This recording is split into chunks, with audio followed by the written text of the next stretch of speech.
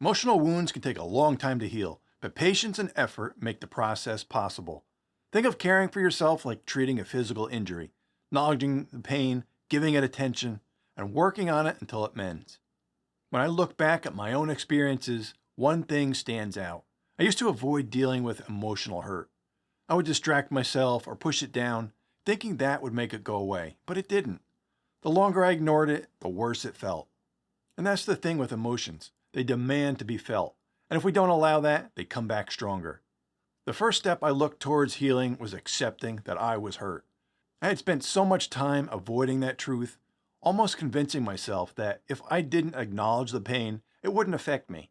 But deep down, it was always there, shaping how I felt and behaved in ways I didn't fully understand. Awareness is what started to change that. It wasn't just about recognizing that I was hurt, it was about becoming conscious of how the pain was showing up in my life. I started noticing the moments I shut down in conversations or when I felt triggered by something that seemed small.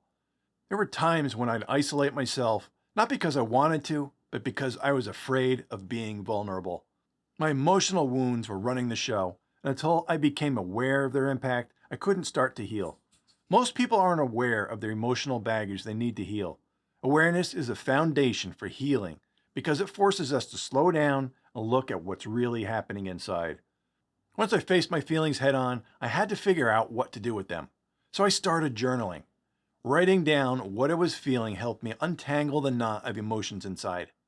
Sometimes I didn't even know what was bothering me until I saw it in black and white on the page. There's something powerful about seeing your thoughts outside your mind. Another was talking to someone that I trusted, and it also made a huge difference. Whether it was a close friend or a therapist, saying things out loud gave me a sense of relief. It's like when you have a splinter and can't find it, but the moment you spot it, you can start working it out. People who care about you can offer comfort, a fresh take, or simply listening ear, all of which can help the healing process.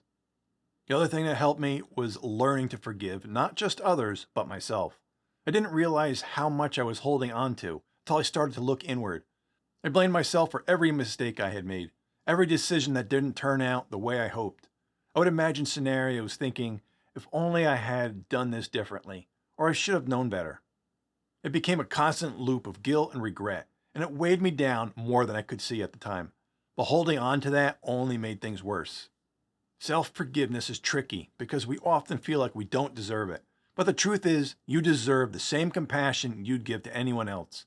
Self-forgiveness was the most challenging part because, unlike forgiving others, where we can distance ourselves from the situation, we have to live with our thoughts and feelings all the time. For a long time, I felt like I didn't deserve to let go of the mistakes. I believed that holding on to the blame would somehow make me more responsible or prevent me from repeating the patterns. It kept me stuck, replaying the past instead of focusing on how to move forward. But part of being human is messing up, learning, and trying again. When I finally allowed myself to forgive the past, I was able to focus more on the present and the future without the constant burden of guilt dragging me down. And lastly, time plays a role. There's no fast forward button for healing. Some days you feel like you're making progress. Other days, it'll feel like you're back to square one. And that's normal. The important thing is to keep showing up for yourself. Through this process, I learned that healing isn't about getting back to who you were before the hurt. It's about accepting who you are now, scars and all, and learning to move forward with more self-compassion and wisdom.